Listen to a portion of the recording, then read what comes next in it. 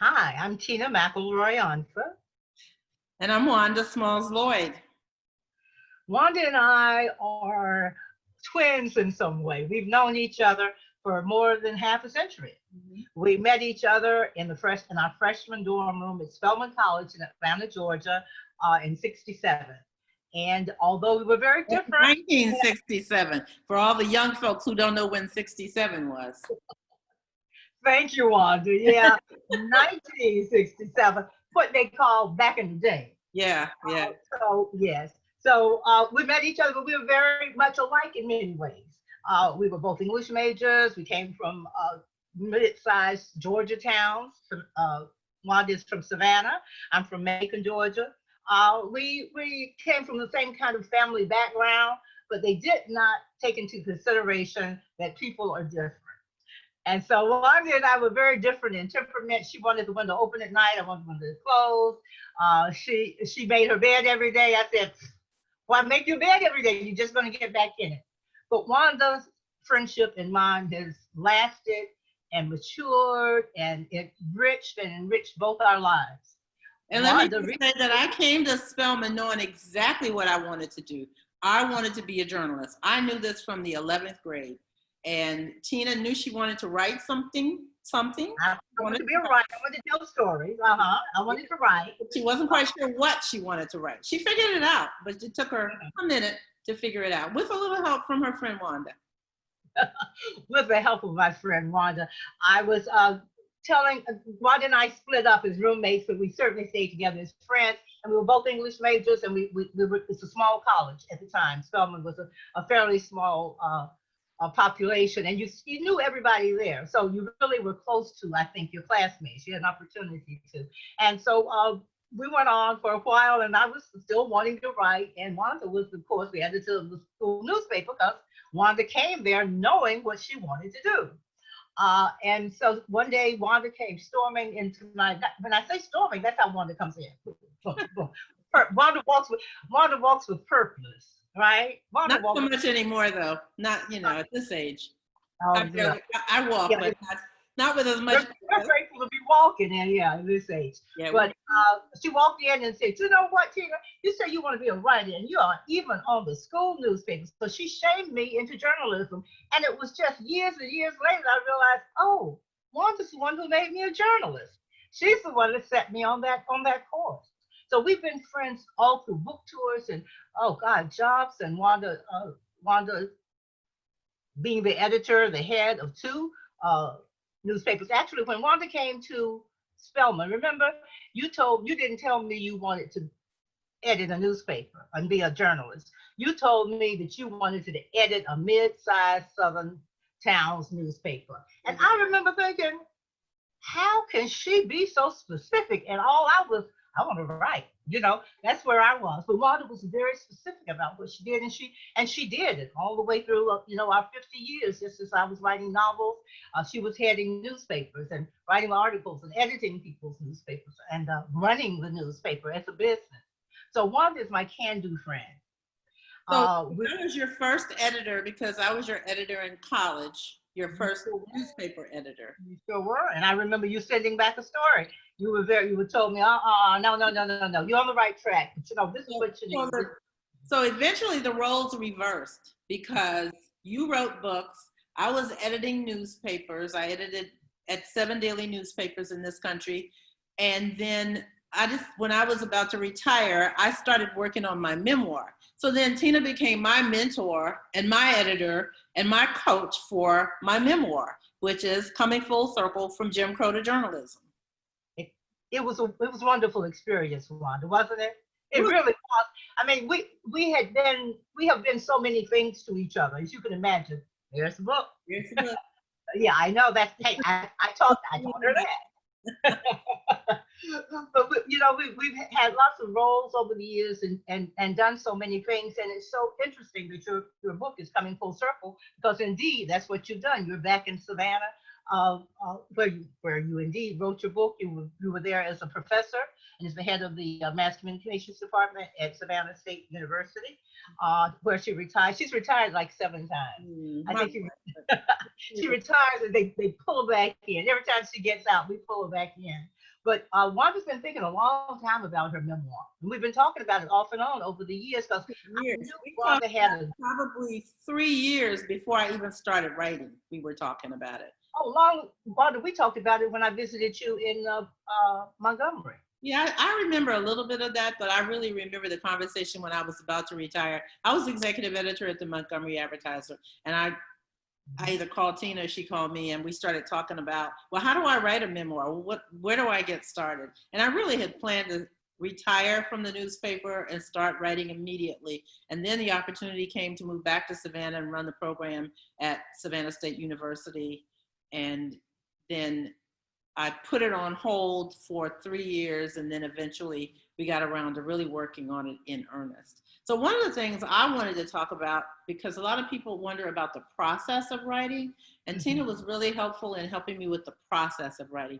We had meetings probably every couple of weeks. We would just sit down for a couple of hours on the phone, because I live in Savannah, you live in St. Simon's Island, and you don't about 100, about 80 miles or 85 miles away. Yeah, so we don't really see each other that much.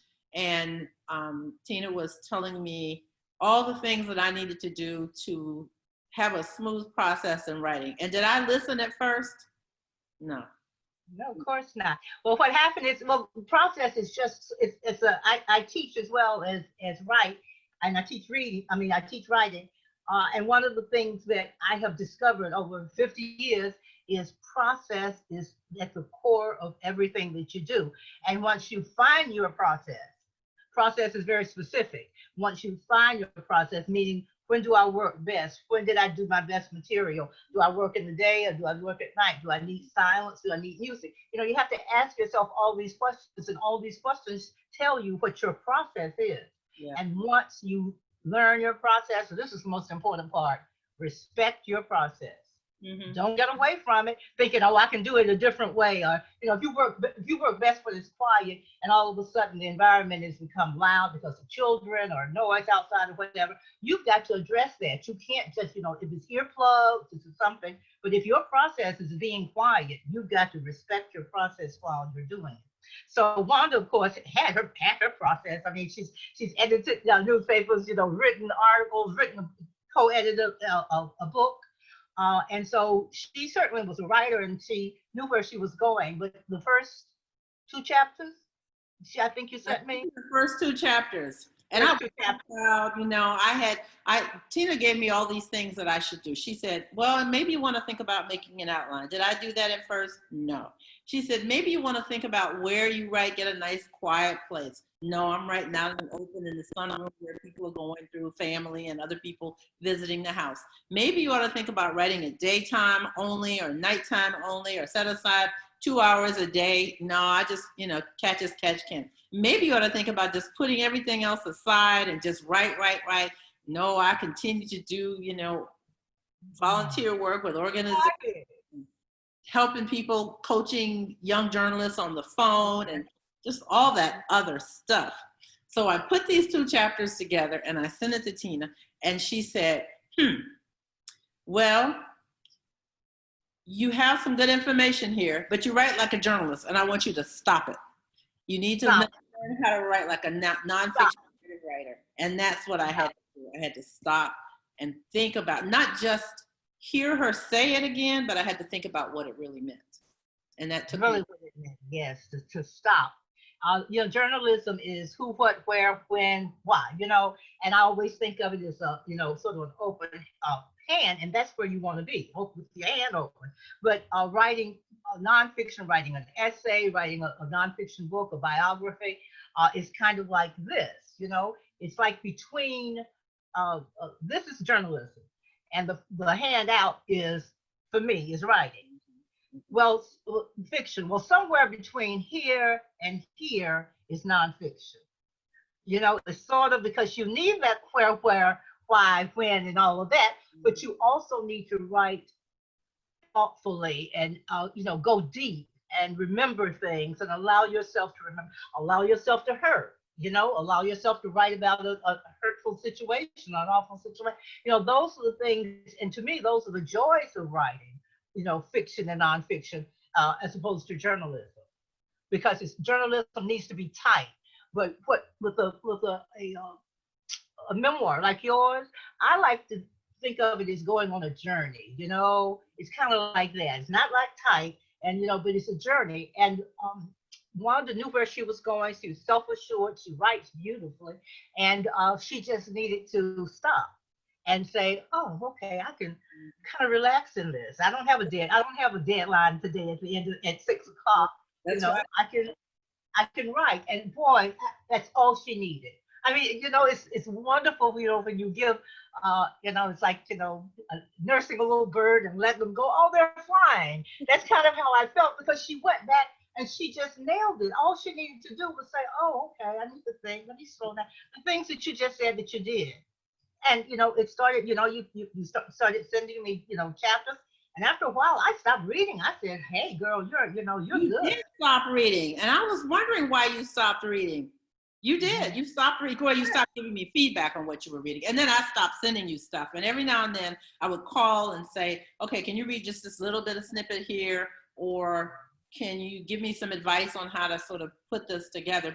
But I Like, just, well, should this go here or should this go here? yeah. That's what you need your editor for, because it belongs in there somewhere. You just need an outside view.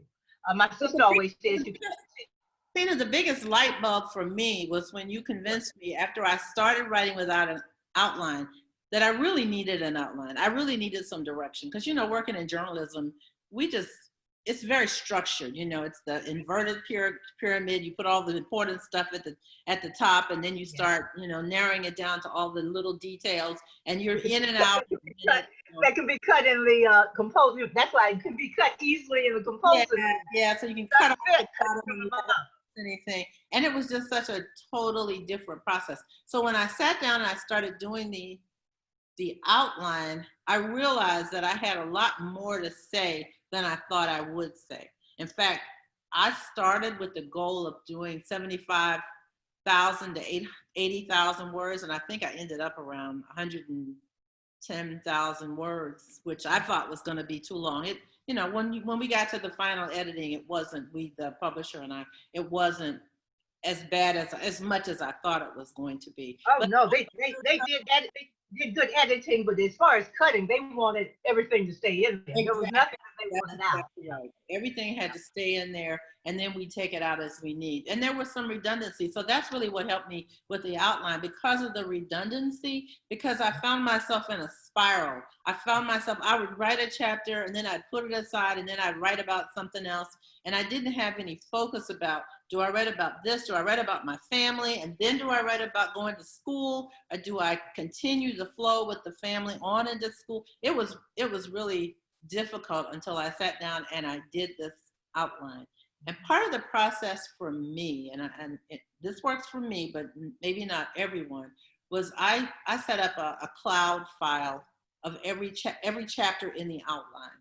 And so I thought of little nuggets that I wanted in each chapter. I put that information just as a note in the cloud on that particular file. So it might be chapter 17 that I thought about something in the middle of the night, and I would put it on a piece of paper, and the next day I would put those notes in the file, so that when I got around to writing chapter 17, I had all these little things that had piled up, and I was ready to really write by then. And then part of my process was I had to remember things. And you know how you said, you got to dig deep, and you got to think about what your life has been, and what not just what you have done, but how you impacted the world, how other people affected your life. And so I had to do a lot of research. Tell me, Wanda, I have to ask you a question here. When you started thinking about your life, just what you were saying, did things flow, or did you have to dig? Did you look at pictures to remind you of stuff? What did you do? And so I had to look at everything. And I am not a pack rat. I'm far from a pack rat, but I did save everything that had to do with my life. I've saved every article, and all journalists do that anyway. Every article I ever wrote, every article that was ever written about me, every chapter of a book, and I've written lots of chapters in journalism books and journals, journalism industry journals. Everything was written about me or that I wrote. I also looked at pictures And, I used to fuss at my husband because he would take a picture. Every time I turned a corner, he was taking pictures of this and that. Every time we went somewhere, back in the day when we had, real big, hokey cameras. And I used to always just frown and say, can you stop taking pictures? But then when I went through those photo albums, how grateful were you, huh? So much things that I had forgotten. And I want to give you an example of how looking at something visual really helps with the writing. So I was writing in a chapter about, I said I worked at 7 papers. One of the papers I worked at was USA Today. And when I was at USA Today, we were invited to go to the White House. USA Today is based in the Washington area. We were invited to go to the White House for a party. And I was trying to write something about the experience of going to the White House because I met someone who became one of my best friends and still is one of my best friends. And she lives in Savannah. And so I was writing about this experience of meeting this woman, and I couldn't remember when we went to the White House. And I kept trying to think. I went through the internet, and when we went, it was, I can't remember the year now, it was in the early 90s. So the internet wasn't then what it is now. So there wasn't anything on the internet about this particular party during the Clinton administration. Okay. But I even contacted the American Society of Newspaper Editors because they keep records on things. And I couldn't find anybody there now because, the staff has changed. It would give me the time to go back and do the research. And I really trying to think. I even called my friend who couldn't remember. And then one day I was sitting at my desk writing something totally different chapter. And I was drinking a cup of tea or something. I got up to go to the kitchen to get a refill on my tea or my coffee. And I was walking through the living room, and there on the wall was a photograph of the Clintons, Hillary and Bill Clinton, and my husband and me. But more importantly, under the photograph, I had framed the photograph and the invitation, which had the date on it. And so all I needed was the date. And so having little things like that. All came together. It's amazing that one thing is just, one little piece, and it all comes together. And I just wanted the date. And that's where I found the date right there on my wall. And I had been walking around this house probably for weeks trying to remember this date. And it was just, I must pass this wall 5 times a day, if not. That's such a parable.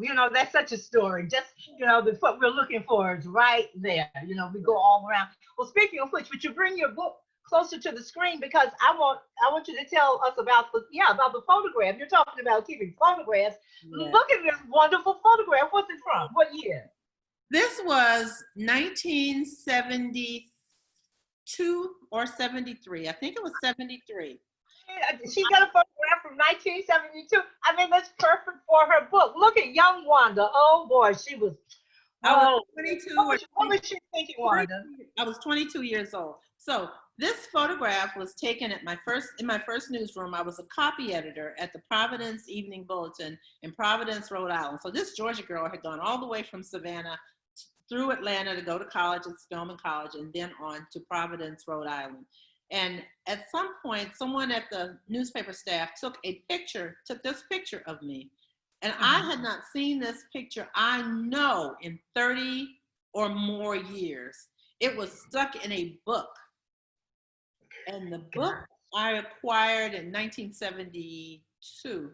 But anyway, as we moved, and I worked at I lived in 8 states for my whole career. So this book got moved from place to place. It's a big binder, it's the size of a newspaper. And it literally was bound copies of a newspaper that I edited.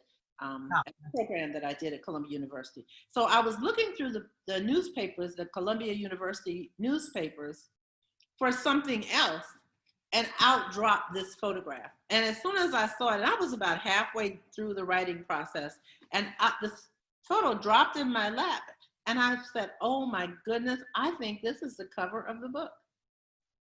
It's the perfect. I sent it to you. I scanned it and sent it to you. Did I send it to you early on? Yes, you sent it to me. And I was like in awe. I just could not believe it, because it was so the cover of the book. I mean, what else? And you're so blessed to have, number one, saved all that, which is a lesson for writers who might be listening, is that, you throw away nothing. In those movies where you see the writer out in the middle of the night burning all his or her, papers because it didn't get published or something. I cannot look at those scenes. I really can't. I think, oh, don't you burn anything? Everything is useful eventually. We just haven't gotten. I have a file, that just says, to be done, and all it is just snippets of things and ideas that I have that I know that are important, and sometimes they're beautifully written. Yeah, and but I don't know where I'm going to put them. Back in the day, we had photographs. I mean, real live paper copies of photographs. So I don't know what the young folks are going to do now that everything is digital. But one of the best things about this particular photograph and many others that I have is that I knew where it came from because the photographer stamped on the back of the photograph his name. I haven't thought of that in years. Yeah. The name of the photographer, and I think the name of the newspaper it might have been on. So every photographer in newsrooms back in the day when we did paper copies had a stamp, a personal stamp that belonged to him or her, and they would put it on the pad and stamp the back of the photograph so that those of us who are copy editors, and you and I have both been copy editors, when we write the caption, we would give credit to the photographer. That was the only way we could say by, John Doe, comma, name of the John Doe. Yeah, I have this, and of course, in order to use the picture for the cover, I needed to get permission, and so I was able to then write the current editor of the paper, who was someone who was a lot younger than me and had never heard of Wanda Smalls, who worked at the paper in the early 1970s, and so I sent him a copy of the picture and the name and asked his permission. Of course, he immediately proudly gave me permission to use it, so I have the written permission. But those are just some things that helped me in the writing process by just looking at this picture. Not only did this become the cover, but it helped me kind of focus on what a copy editor's job is. So it's very difficult to see, but in this picture is a typewriter. I'm getting my copy. Oh, you're getting your copy. There's a typewriter, I mean like an old-fashioned manual typewriter. I don't know if we can see it. You're moving it too fast, Tina. There is a copy pencil. And when I say pencil, I mean lead pencil.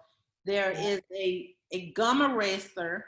The long sheets of paper, the pneumatic tubes. And so in the book, after looking at this picture, I was reminded to describe what a pneumatic tube is. And I set it up to say something about the pneumatic tube life cycle of a story, because the story goes in the tube, very much like when you go to the bank. You put your money, if you're drive through, you put your money in this little tube, and then it goes whoosh over the, and it lands somewhere, and they put your money in the tube or your deposit slip, and then it comes back your way. And then there are people sort of in the background. So having a photograph also helps in the writing process, because you can describe what was going on around you. And that's what I was able to do, to describe kind of a typical newsroom. I have to turn the book on the back, because on the back, there's a typewriter, if you get it. And my publisher, which is New South Books, put a typewriter, a more modern typewriter, it might have even been an electric typewriter, on the back cover.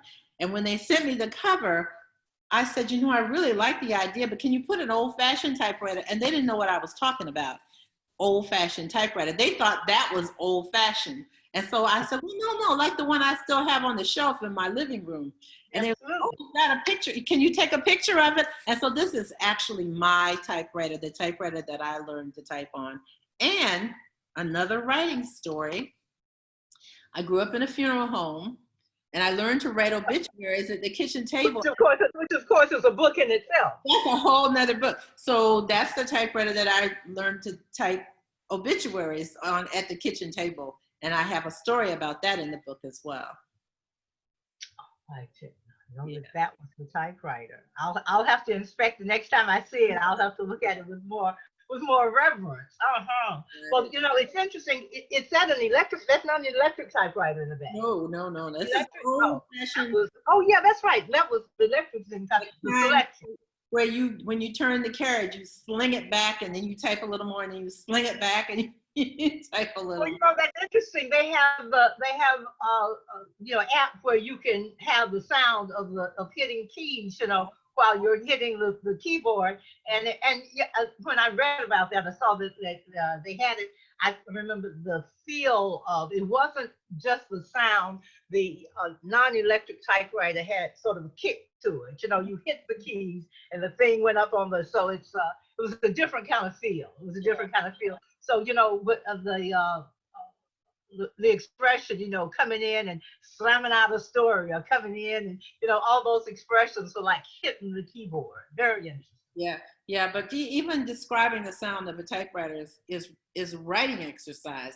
If I were teaching this in a classroom, I would put the typewriter in front of my students and I would say, and I would maybe type something, although I don't think I can type on a real typewriter anymore, having to a computer, and ask them to, describe it, write a few write a page about what you see, or maybe have them type on it. What do you feel? It's a real good way of teaching writing, to experience something that's not the norm, or to describe something that is either in a novel, like the click of the have you frozen on me? Oh, there you go.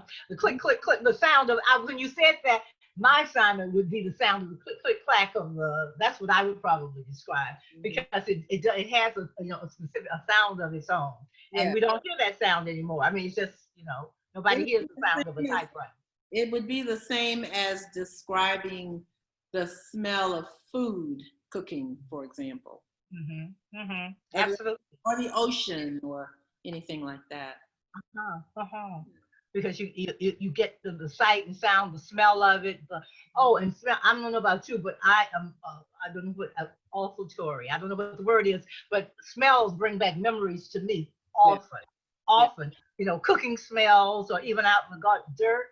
The smell of rain hitting dirt is very evocative for me. So I think one of the things that we're talking about, Wanda, is what I said to you when I said stop writing like a journalist, because what we're talking about now is easing up and loosening up and giving yourself time to think about those times. And well, let me ask you this: what kind of experience was it writing your memoir? I mean, if you could, not in one word, but was it enlightening? Was it sad? Was it sobering? It was, so a lot of people say that writing is cathartic. And in some ways it was, because let me just describe, if I can, what the book is about. Sure.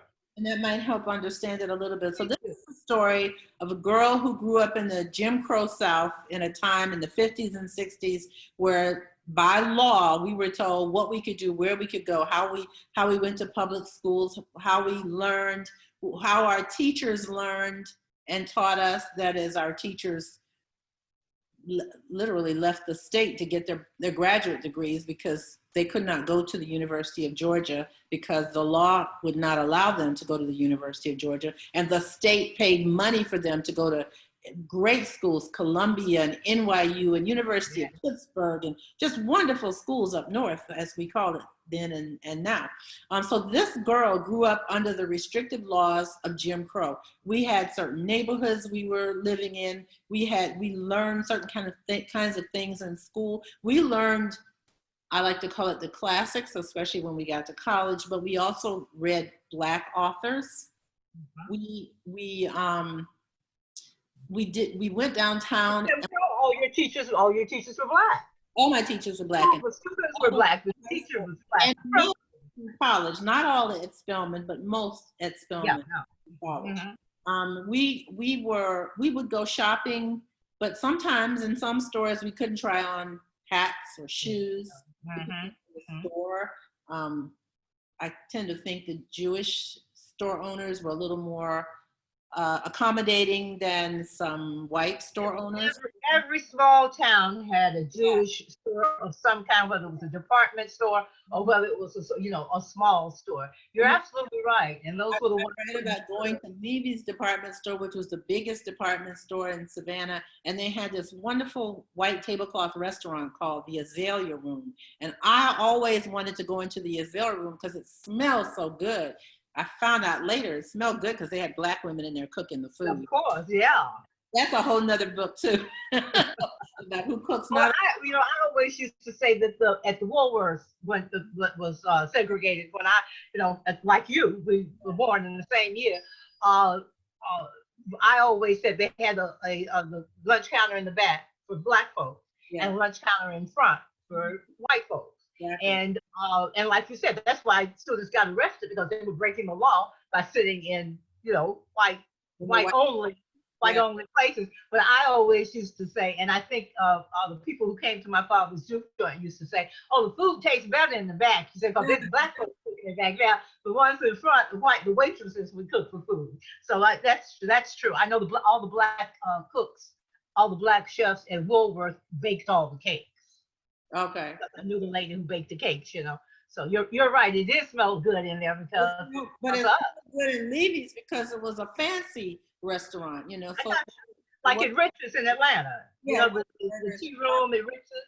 White tablecloth. The waiters looked, really dressed up. Maybe even had on tuxedos. I don't remember. But my grandmother would always, number one, feed me before we left home, because she did not want me to be hungry when we went to the store for that reason. And I didn't know at the time why we always ate a big meal before we went shopping on Saturday afternoon. And also because she knew that we couldn't go in there. She didn't want to have to make a scene in the store by explaining. I'm hungry. Yeah, Mama Kaka, I can't go in there. Huh?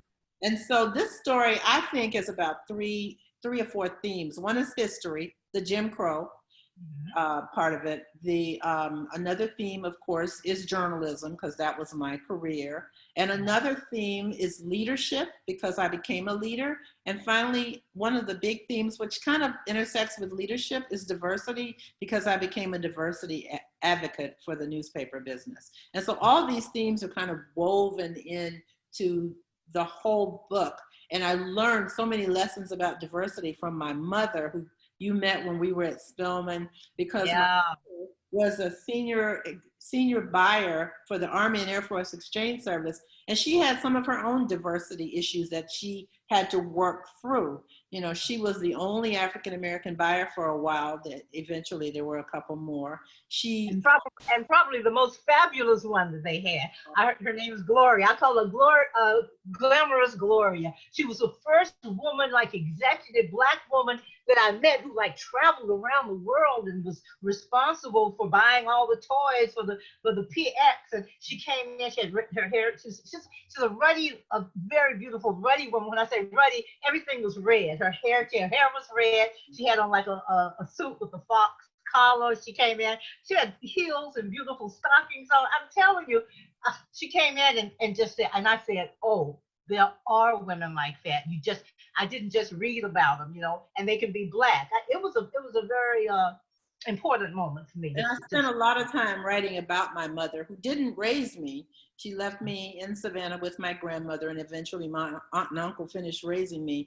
But she had a lot to do with my development as a leader, and as someone who was a diversity advocate, and quite frankly, as an editor, because I read about the fact that I would write her letters just about every week. And she would correct my letters and correct the spelling and correct whatever grammar errors there were. And she would put it in an envelope, and her next letter, she would send me the old letter back, and everything was marked in red. And I would have to rewrite the entire letter and send it back to her. And then if she found any errors on that letter, or the letter I followed up with, she would send it back, and we just kept the cycle going. So it wasn't until we got to learning. Of learning naturally, huh? Yeah, so when we were at Spelman, we took our journalism classes at Clark College, now Clark Atlanta, across the street from Spelman. And Mr. Bustle used to mark up our papers, remember, in red. I don't know if it was pencil or ink. And I looked at it, I was like, "Oh, I've already done this. My mother did this to me for years." This is nothing. Oh, we're doing more of this. I can teach this class, right? Yeah. Oh my But goodness. I credit her a little bit with, helping me to define my career. I really decided on my career in high school when I was taking a journalism class, and in 12th grade, I became editor of the newspaper at my high school in Savannah. And so that's how I knew when I got to Spelman that I really wanted a career in journalism. And so this book really takes you all the way through my career and up to the point where I come back to Savannah and go to work at Savannah State University as chair of the department. And I read a little bit about it, but I really don't go into depth. I really wanted to end it right there because that's really the coming full circle in the title. Well, I have to ask two questions for you. The first is the one we always ask writers when they're talking about their current book. Well, what are you working on now, Wanda? Is there anything coming up? But the other thing is, do you feel like you have more than even another book in you? How do you feel now that you have published your memoir about what you have to offer as an author? Well, when I finished Coming Full Circle, even before we went through the publishing phase, but just finished the writing and sent the manuscript off to the publisher, it was almost like I felt when I had my baby. I was like, I'm not doing this again. I'm done. Yeah, don't ask you that right after you've had birth, right? Yeah, gotcha. Yeah. But so I really thought that would be the end, and I didn't have another book in mind. After the book was published, and I don't know that you and I have had this conversation yet, Tina, but my daughter, who's now almost 38 years old, some of her friends were encouraging me. They were so they so appreciated the fact that I became a successful career woman and I was able to maintain a family and raise a child who is well-adjusted and thriving quite well in her own career. And a lot of the young women today are saying to her and others, she doesn't have children yet, but some of her friends who do have children are saying, how did she do that? How did she become the top editor at USA Today? How did she become the executive editor in Montgomery, Alabama, and have a family and raise a child, a well-adjusted child, and maintain a marriage, which is now 45 years, 44, I can't remember, 45 years. So let's take a moment, folks. Let's just take a moment. Absolutely, yeah. That's no joke. 45, 44 years in, it's it's no joke. You have a great husband. Yeah. You picked well. He did too. Yeah. So we were really thinking about how do I write something that would address some of the questions that some of the young women have. And I was really starting to put an outline together. And then one day you called me and you said, this was right around the time right after the death of George Floyd. And we were into COVID because I started my book was published in February of this year, 2020. Right. And I started a national book tour, which was going to go through the year at least. I was going to go along for some of the fun occasions. We were going to come on some of the trips, and we already had a few of them already scheduled for you to be there. And so we the tour was canceled or put on, like everybody else's tour, else's. And we had to think about, well, how do we continue to, get the word out about the book? And then on top of worrying about COVID and thinking about how we're going to exist in this new world, George Floyd's death really devastated so many people in not just the country, but the world based on all the protests. And so we were watching TV like everybody else every day, every night, all the protests and just the details. And you called me one day, you said, hey, how are you doing? I said, Tina, I'm not well. I'm depressed. I'm sad. I don't quite know. I can't sleep. I watch TV all night because I'm afraid I'm going to miss something. I'm angry with the police. And we're news junkies to begin with. So of course we're ingesting this all the time. Yeah. And so you and I talked about, well, how do we feel about this situation? And then I said, I've been getting phone calls from some of my white friends who are saying, we empathize with what's going on. We feel bad about it. We didn't know that things were as bad, that racism was as bad as it seems now that all this is coming out. And you and I are going, well, duh, we've been telling you all this for years. that no matter who you are, no matter what social 16, 19, yeah. yeah, that we all are the butt of, we all face racism. I certainly faced it in my career. There's some of the stories in my book about it. And we said, well, what can we do? Because my white friends are saying, well, what can we do? How do we, we're too old. We're not going to get out there and protest, especially in this age of COVID. But even without COVID, we're just not the ones that get out there and march all day. What can we do? How can we learn about Black culture and understand what's going on, learn more about history, and then how can we help? And that's the beginning of this conversation that you and I had. So I'm going to let you answer the question about what's the next book. What's the next book? Well, we were having this conversation, and one of the things that you may have guessed is that Wanda and I have very productive conversations. I mean, we talk about how you're doing and everything, but somehow they're really productive, whether for our home or for our, house, or moving ahead with with your business, or what you want to write. And so we were talking about this, and I said, duh, I have a publishing company. It just sort of hit me. I have a publishing company, a small press that I founded in 2007.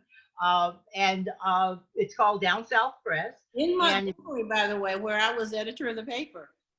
You announced it in Montgomery in 2007, your publishing company. I sure did, at the Rosa Parks Museum. It's the Rosa Parks Museum, and I had a signing there. Gosh, you do so much, and life is so busy you forget. It's wonderful to be able to put things back together. I sure did. Thank you so much for that. Wanda, you did too. You made sure that I had the place at the Rosa Parks Museum, and that I could launch my publishing company, which published my 5th novel, Taking After Muddy. So I was thinking, gosh, it had sort of been not lying dormant, but I had not been writing. Life had gotten in the way, and I hadn't been publishing. And when it came to me, I said, we have a publisher right here. I said, you know what we do. We write. We know what we can do. We teach. We know what we can do. We can tell stories. And we can think critically. That's one of the things that being a journalist really did teach you. And I said, we should do some essays. And I don't even know who said it, once you start talking, well, let's do African-American women. Okay, just only African-American women? Yeah, that's okay. Because we had that discussion. Should it be African-American women and, all women, just open to all women? And we said, no, we really want to hear African-American women's voices right now. And so we talked about it. And as soon as we really said it, it was just off and going. It really was. Wanda is not only my can-do girlfriend, she's also my fire starter. She will light a fire under me in a minute. I wake up thinking I'm going to be in the garden all day, and it's going to be a nice day. I make lemonade, and I talk to Wanda, the next thing I know, I'm on my computer doing stuff, and all the phone working with deadlines. So we decided to publish a book.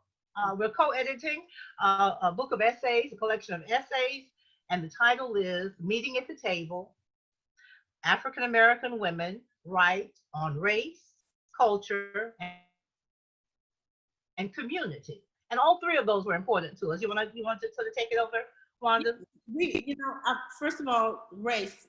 I'm a proponent of conversations about race. That's part of my advocacy as a media professional. I developed training programs, and I went around the country helping newspapers and readers understand how to have conversations about race. I really think that's necessary. So race was important just because we were in this era of anti-racism is the best way to describe it. And not a moment, but a movement of it. It's a movement. Not just a moment, but a movement. That's why we knew that the book was important for. And we talked about the fact that we don't even know what this movement is going to be called, when history is told. I don't know that the civil rights movement was called the civil rights movement in the 60s, in the early 60s. I don't remember because I was, we were very young in our early teens, so I don't remember that. But that's important. Then there's culture, because the conversations that I was having with some of my white friends and they were having with some of their white friends, and they told me this, was that we realize now that we don't understand what your culture is. We don't know enough about your culture. And so we're asking our writers to write about race and culture. And then I think you later said we really are talking about community, because when we have these conversations and when we learn the culture, this is really about building the community, changing the community, but building the community. And so that's where those three things. Well, you know, interestingly enough, I had a conversation with a publisher friend of mine, another publisher friend, and it was a man, and I was telling him about the title and, you know, sort of running things, you know, by him to, you know, pick his mind, because he's very smart. And he said, well, sis, he calls me sis. Well, sis, he said, what I'm thinking about is, you know, women and writing and what African-American women have done and what they, you know, do. And he just sort of took me through this. He kept thinking, he says, you know, love, I think love when I think about African-American. He just took me through it and, you know, brought me right to community. At first, actually, we had love as the last one. And then we talked about it and, you know, and realized that it was community. So one of the things Wanda really brought to me, and I've had that same experience, is about so many, you know, white women especially asking. But one of the things that I was also very interested in and insisted on is that these are essays that are written from the hearts of Black women, from their experiences, which are quite varied, but that they were speaking, and that anyone who wanted to really hear and listen and know the soul of our community, the soul of our culture, and the soul of our women especially, you know, could learn something from it. So I see it, it's, you know, it's a dual thing, you know, where my vision is that these are essays that speak from women's hearts, and some of them famous and some of them, you know, not as well known, but also that in answering these questions and in speaking from the heart, you know, that women of, you know, non-white women and non-Black women, I'm sorry, could really get something from it. I mean, I just think that the book and what we're writing about comes from such a deep and rich place. Like you said, you know, we don't know your culture. So, I mean, I think that it's going to enlighten a number of people. And quite frankly, I found out things about us about some things as well. We will learn some things from some of the writers who are working with us. I think we have gone past the 45 minutes that I had planned. You know, when we get on Zoom now, we get on Zoom several times a week, and sometimes we look up, it's 2.5, 3 hours, and so we can talk on and on. But I wanted people to know the timetable will be out this year with meeting at the table, and that I wanted you to know that. I want to thank, in closing, the Charleston Public Library for inviting us to have this conversation, and we're hopeful that those of you who are watching it will enjoy it, and it'll sort of whet your appetite for perhaps doing some of your own writing and understanding the process of writing. We talked a little bit at the beginning before we started recording about, well, what are we going to talk about? We're just going to talk about your book. And we decided we really wanted to focus on the process of writing. So that's largely been what we've discussed today. But also thank you for being. I'm sorry, before we go, can we tell a couple of the names that we have already who are going to be writing, the people, women who are going to be writing for our meeting at the table, which, as Wanda said, we're aiming to get it out before the end of the year, which is a very tight schedule, and we know that, and our contributors know that. So, you know, keep us in mind. We also have a GoFundMe page, so you can help us that way. But one of the things that Wanda, did I forget my thought? Help me. Well, you're going to name a couple of people who are writing. Say it again. You're going to name a couple of people who are writing. Thank you. See, we do that all the time, because between us, you know, we can't remember everything. It's kind of like having a husband. She's like my work husband. She finishes my sentence and she knows what I'm going to say. But we're very proud that we have essays coming in already from the mayor of Atlanta, Mayor Keisha Lance Bottoms. We have Imani Perry. Many of you may know her from her wonderful book, Breathe, her bio of Lorraine Hansberry, who wrote A Raisin in the Sun. We also have, we got a couple of your names. Sure. There's a woman that a lot of you may not know. Her name is Sheila Brooks, and she's the CEO of SRB Communications. She is an African-American woman with a multi-million-dollar office on L Street in Washington, D.C. She is a bad sister, and she has I didn't even know her. amazing story to write. So we're going to end it here because I think we've gone over our time. But again, thank you, Tina, not only for joining me in this discussion, but also writing the foreword to Coming Full Circle. And we hope all of you have enjoyed this conversation. Thank you. It was my joy. It's my joy to write the foreword. It's my joy to talk to you. Thanks for joining us. Bye-bye. Bye-bye, sweetie.